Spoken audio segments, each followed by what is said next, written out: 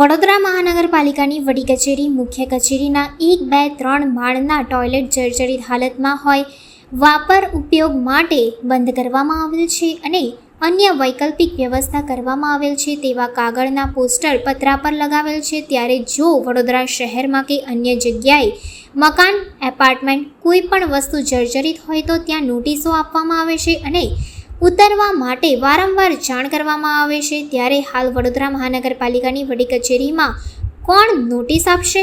કેમ ફાયર વિભાગ પણ જાગતું નથી? જો તૂટી પડશે અને જાનમાલનું નુકસાન થશે, લોકોના મૃત્યુ થશે, ત્યારબાદ તંત્ર જાગશે કે કેમ? એક બાજુ જર્જરિત બ્રિજો તૂટી રહ્યા છે। વડોદરા મહાનગરપાલિકાની વડી કચેરી મુખ્ય કચેરીના 1, 2, 3 માળના ટોયલેટ જર્જરિત હાલતમાં હોય વાપર ઉપયોગ માટે બંધ કરવામાં આવેલ છે અને અન્ય વૈકલ્પિક વ્યવસ્થા કરવામાં આવેલ છે તેવા કાગળના પોસ્ટર પતરા પર લગાવવામાં આવ્યા છે। ત્યારે જો વડોદરા શહેરમાં કે અન્ય જગ્યાએ મકાન, એપાર્ટમેન્ટ કોઈ પણ વસ્તુ જર્જરિત હોય તો ત્યાં નોટિસ આપવામાં આવે છે અને ઉતારવા માટે વારંવાર જાણ કરવામાં આવે છે। ત્યારે હાલ વડોદરા મહાનગરપાલિકાની વડી કચેરીમાં કોણ નોટિસ આપશે? કેમ ફાયર વિભાગ પણ જાગતું નથી? જો તૂટી પડશે અને જાનમાલનું નુકસાન થશે, લોકોના મૃત્યુ થશે, ત્યારબાદ તંત્ર જાગશે કે કેમ?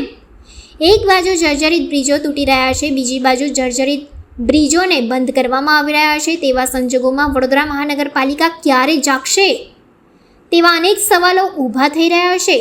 આ વડોદરા મહાનગરપાલિકાની કચેરીમાં વિવિધ વિભાગો આવેલા છે, જેમ કે જમીન મિલકત, પાણી પુરવઠા, ટાઉન પ્લાનિંગ, મિકેનિકલ વગેરે। સાથે આ વિભાગના તમામ કર્મચારીઓને, અરજદારોને ટોયલેટ બાથરૂમ કરવા કેટલા દૂર સુધી જવું પડે છે તે સૌથી મોટો વિષય બન્યો છે। આ બિલ્ડિંગમાં સૌથી નીચે એક્રોચમેન્ટ રિમૂવલ આકારણી વિભાગ આ બિલ્ડિંગમાં સૌથી નીચે એક્રોચમેન્ટ રિમૂવલ આકારણી વિભાગ, પેશન્સ વિભાગની કચેરી આવેલી છે। જો આ ભાગ પડી જશે અને જાનમાલનું નુકસાન થશે, કોઈનું મૃત્યુ થશે તો જવાબદાર કોણ? આમ વડોદરા મહાનગરપાલિકા જનતાને નોટિસ આપીને જગાડી તો રહ્યું છે, પરંતુ વડોદરા મહાનગરપાલિકા નહીં જાગે અને કોઈ બનાવ બનશે તો તેના માટે જવાબદાર વહીવટી વડા રહેશે તેવું સામાજિક કાર્યકર અતુલ ગામેચી દ્વારા જણાવવામાં આવ્યું છે। વડોદરા મહાનગરપાલિકાની વડી કચેરી મુખ્ય કચેરી જ્યાં તમામ વિભાગો આવેલા છે। આ વિભાગોમાં પહેલો માળ, બીજો માળ, ત્રીજો માળ, 3 માળ પર જોવા જઈએ તો જે ટોયલેટ છે, જેન્ટ્સ હોય કે લેડીઝ હોય, એને પતરા મારી દેવામાં આવે છે અને ઉપર લખવામાં આવ્યું છે કે જર્જરિત હોવાથી વાપર ઉપયોગ કરવો નહીં। આની વૈકલ્પિક વ્યવસ્થા કરેલ છે।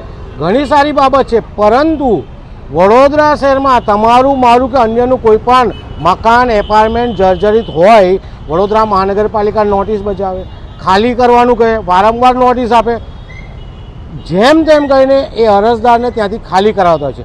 તો આ તો વડોદરા મહાનગરપાલિકાની મુખ્ય કચેરી છે, તમામ વિભાગો અહીંયા આવેલા છે, અહીંના કર્મચારીઓ છે, જે અરજદારો છે, એમને પણ ટોયલેટ જવાનું હોય છે, તમામને તકલીફ પડી રહી છે। વૈકલ્પિક વ્યવસ્થા જે મૂકી છે, એક જ ટોયલેટ બાથરૂમ છે, ત્યાં પણ લાઈનો પડે છે। તો વડોદરા મહાનગરપાલિકાનું આ જે ટોયલેટ જર્જરિત હોય તો ઉતારી લેવું જોઈએ। જો ઉતારવામાં નહીં આવે તો નીચે એક્રોચમેન્ટની ઓફિસ આવી છે, દબાણ શાખાની બધી ઓફિસ આવી છે, આખી દબાઈ જશે, લોકોના મૃત્યુ થશે। હાલમાં જર્જરિત પુલો પડી રહ્યા છે, જર્જરિત શાળાઓ બધું પડી રહ્યું છે। તો આ વડોદરા મહાનગરપાલિકાની પોતાની વડી કચેરી છે અને આ બધું જર્જરિત હોય તો ઉતારી લે તેવી અમારી કમિશનર સાહેબને માંગ છે। જે રીતના વડોદરા મહાનગરપાલિકાની મુખ્ય કચેરીઓ છે, સારા અધિકારીઓ બેસે છે, સારા કર્મચારીઓ બેસે છે અને અસંખ્ય ફાઇલો છે, આ જગ્યાએ ફાયર વિભાગે કોર્પોરેશનને નોટિસ આપવી જોઈએ, કમિશનરને નોટિસ આપવી કે ભાઈ જર્જરિત છે, ખાલી કરી નાખો, પરંતુ પોતાની માને ડાકણ કોણ કે? સવાલ ત્યાં આવીને પડ્યો છે। અમારી તો એક જ માંગ છે કે કર્મચારીઓ, અધિકારીઓ અને જે અરજદારો આવે છે એમના માટે ટોયલેટની, બાથરૂમની વ્યવસ્થા કરવામાં આવે અને આ જર્જરિત ભાગ છે એ તોડી પાડવામાં આવે।